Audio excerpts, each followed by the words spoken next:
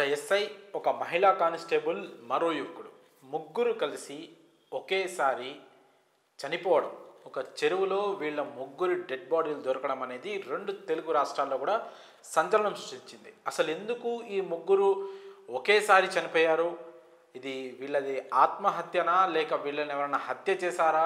అసలు వీళ్ళ ముగ్గురికి ఉన్న సంబంధం ఏంది? ఈ కేసుకి సంబంధించి ఇలా ఎన్నో ప్రశ్నలు అయితే అందరిలో ఉన్నాయి. అయితే తాజాగా వీళ్ళ ముగ్గురి డెత్ మిస్టరీకి సంబంధించి కొన్ని చిక్కుముళ్ళు అయితే ఇప్పుడిప్పుడే వెడుతున్నాయి. తాజాగా వీళ్ళ ముగ్గురి పోస్ట్ మార్టంకి సంబంధించి రిపోర్ట్ అయితే వచ్చింది. అందులో వీళ్ళిద్దరూ నీట మునిగి ఊపిరాడక చనిపోయినట్లయితే పోస్ట్ మార్టం నివేదికలో పేర్కొన్నారు. సో ఒంటిపైన కూడా ముగ్గురి శరీరాలపై కూడా ఎలాంటి గాయాలు లేవని కూడా పోలీసులు అయితే వెల్లడించడం జరిగింది. ఈ నెల 26న ఈ ముగ్గురు కూడా ఆత్మహత్య చేసుకున్నారా లేదా హత్యకు గురయ్యారా అనే విషయం తెలియదు, కానీ ఘటన మాత్రం 26వ తారీఖు అయితే చోటు చేసుకుంది. 25న తారీఖు మధ్యాహ్నం నుంచి వీడి ముగ్గురి ఫోన్లు కూడా స్విచ్ ఆఫ్ రావడంతో అక్కడి నుంచి పోలీసులు, అలాగే మిగతా లేడీ కానిస్టేబుల్, అలాగే మరో అబ్బాయి యువకుడి ఒక కుటుంబ సభ్యులు పోలీసులను ఆశ్రయించడంతో పోలీసులు, పైగా స్విచ్ ఆఫ్ అయిన ఫోన్ ఎస్ఐజీ కాబట్టి పోలీసులు కూడా ఈ కేసుని ఛాలెంజింగ్గా తీసుకొని వెంటనే ఫోన్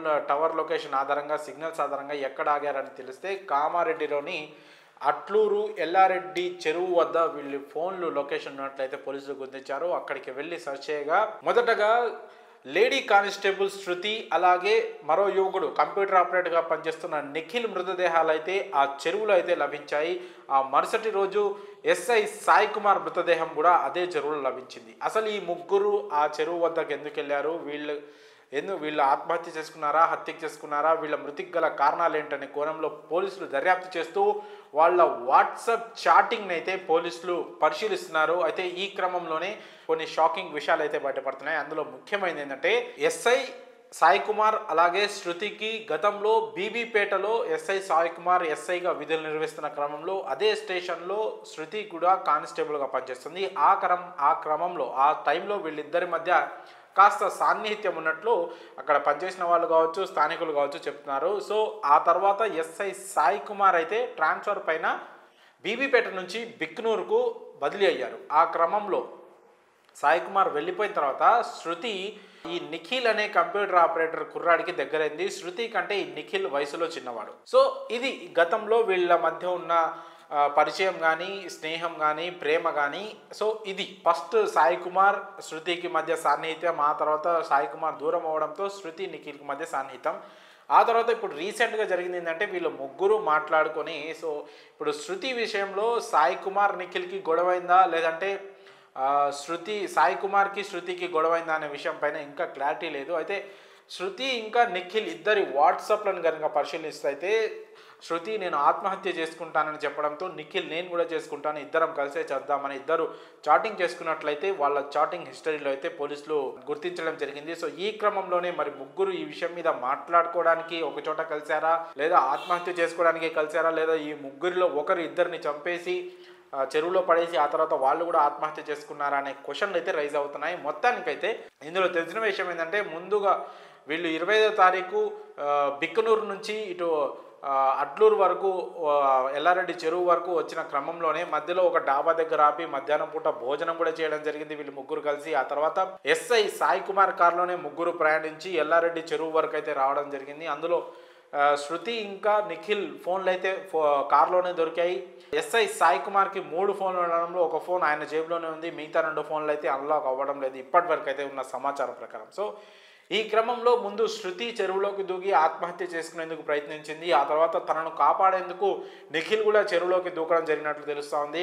అయితే ఇక్కడ శృతికి ఈత రాదు, నిఖిల్కి ఈత రాదు. అయితే మునిగిపోతున్న క్రమంలో ప్రాణాల మీద ఆశతో శృతి నన్ను కాపాడండి అని అరవడంతో సాయి కుమార్ కూడా ఇంకా చేసేదేం లేక తనను కాపాడేందుకు చెరువులోకి దూకారు. సో చెరువు చాలా పెద్దది కావడం, ముగ్గురికి ఈత రాకపోవడంతో ముగ్గురు కూడా నీట మునిగి ప్రాణాలు కోల్పోయినట్లయితే తెలుస్తుంది. ఎందుకంటే పోస్ట్ మార్టం రిపోర్ట్లో కూడా ఊపిరాడక నీటిలో మునిగిపోయి చనిపోయినట్లుగా రిపోర్ట్ అయితే ఉంది.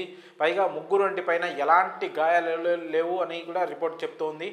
సో ఒకవేళ గొడవ జరిగి ఉంటే ముగ్గురి మధ్య ఎవరికైనా సో ఖచ్చితంగా ఏవైనా గాయాలు కానీ నెట్టుకోవడం ఇలాంటి దెబ్బలు తగ్గడం కానీ ఉండేవి. అది లేదు కాబట్టి మరి ప్రమాదవశాత్తు అంటే శృతి ఆత్మహత్యాయత్నానికి ప్రయత్నించిన క్రమంలో వీళ్ళిద్దరూ కాపాడేందుకు దూకి చనిపోయారు ముగ్గురు, లేదా వీళ్ళని ఎవరైనా తోసేసి ఆ తర్వాత మిగతా వాళ్ళు కూడా దూకేశారా అనేది మాత్రం ఇంకా సస్పెన్స్గానే ఉంది. దానిపైన అయితే ఎలాంటి పక్కా సమాచారం అయితే లేదు. అయితే వీళ్ళ నేపథ్యాలు మాత్రం చాలా బాధ కలిగించేలా ఉన్నాయి. సరే ముగ్గురులో ఎవరిది తప్పు, అసలు ఫస్ట్ ఇక్కడ స్టోరీ స్టార్ట్ అయింది అనేది ఇంకా క్లారిటీ రాలేదు. వీళ్ళకి సంబంధించిన ఫోన్లు కానీ వీళ్ళకి సంబంధించిన బంధువులు కానీ పూర్తి విషయాలను వెల్లడించిన తర్వాత దీనిపైన ఒక క్లారిటీ వచ్చే అవకాశం ఉంది. అయితే ఎస్ఐ సాయి కుమార్ చాలా పేద కుటుంబం నుంచి ఎంతో కష్టపడి వచ్చి ఎస్ఐ ఉద్యోగం అయితే సాధించడం జరిగింది. ఆయన 2022లో లవ్ మ్యారేజ్ కూడా చేసుకున్నారు. ప్రస్తుతం వాళ్ళ భార్య 5 నెలల గర్భవతిగా కూడా ఉన్నారు. సో ఇది చాలా విషాదకరమైన వార్త వాళ్ళ కుటుంబానికి, అలాగే వాళ్ళ భార్యకి. ఇంకా శృతి గతంలో వివాహం చేసుకొని